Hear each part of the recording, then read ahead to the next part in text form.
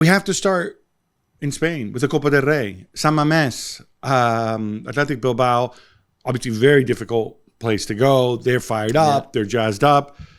And they beat Barcelona 4-2 in extra time.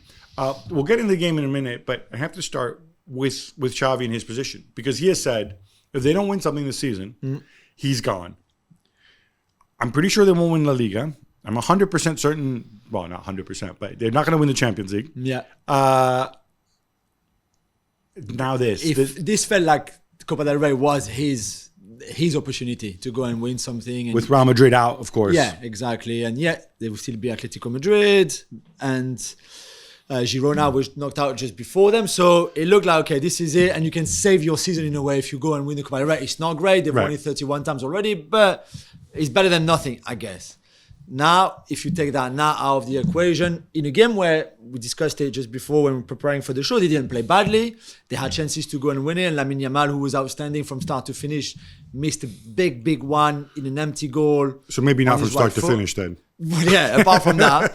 But overall, I don't think there was nothing amazing about the performance. There was nothing super special. But I thought they were well-disciplined, well-drilled. Collectively, I thought it was okay for some part of it.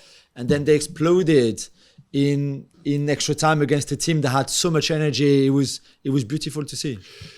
Yeah, the Williams brothers coming big. And by the way, and I have to mention this, Iñaki Williams, 24 hours earlier, he's at the AFCON. Yeah. He comes back, comes on, scores a winning goal. It's just crazy. It's kind of like Andre Onana in reverse, right? Yeah, at 30 years old as well. So it's not like if he's 20 and you say, okay, it doesn't matter so much if he travels, if he flies, if he does for him to play. And he shows how much he clearly cares about his club and his people and that community, and the celebration when he kissed the badge and kissed it again and again.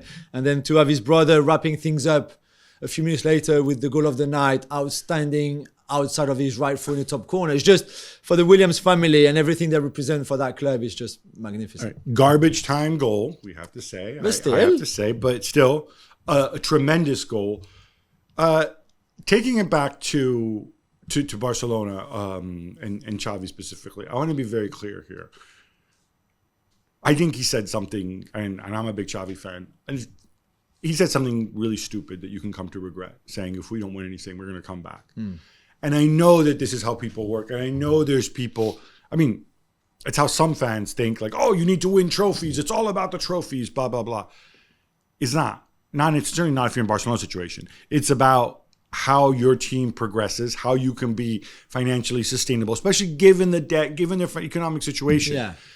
If you think Xavi's leading you down the right path, if you think he's developing Fermin Lopez and Guyu and Yamal. I mean, they finished the game with what? Two 17-year-olds and a 16-year-old on the pitch.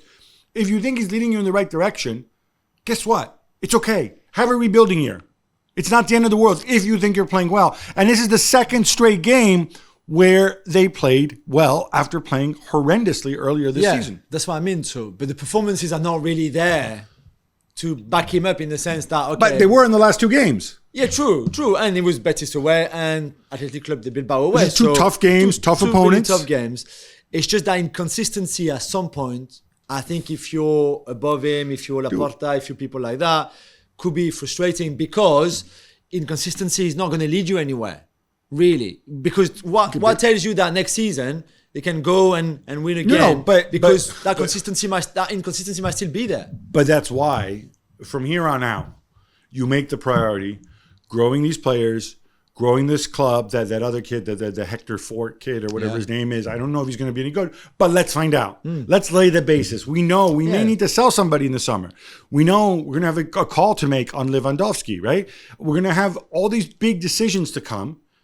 Let's focus on that, and finishing top four, of course, and getting what we can in European revenue, right? This should be how you judge Xavi from now to the end of the season, not on whether he wins a trophy. That's silly. In these conditions, that's really, really silly.